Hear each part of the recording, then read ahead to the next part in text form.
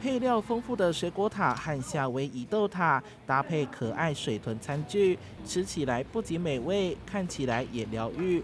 这间甜点店的店长还是4只可爱的水豚君，不管是泡在水里游来游去，或是出来吃草喂水果的模样，都相当受到欢迎。水豚的话，就是需要足够的空间，然后还有食物。它每一天的话，每一只的食量都是3公斤，要吃3公斤的食物。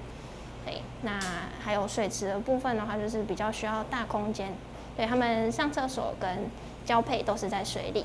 有些水豚懒懒地趴在原地，还有些是直接发呆，一旁还有鸭子和陆龟，根本就是一个小型动物园。台南市观光旅游局在安平摆出卡比胖拉纸雕以及大型企鹅 ，IP 原型就是水豚。在不远的古迹安平出张所，屋檐上还有大型水豚企鹅，园区内也一样有2只小水豚。比较大只一点点的是大麦。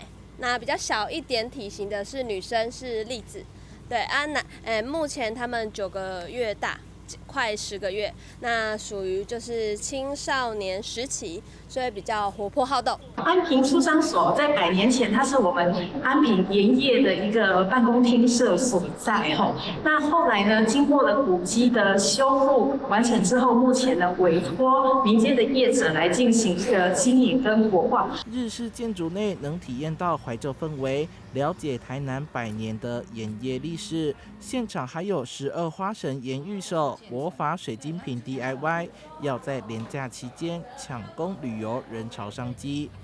记者收海谈的报道。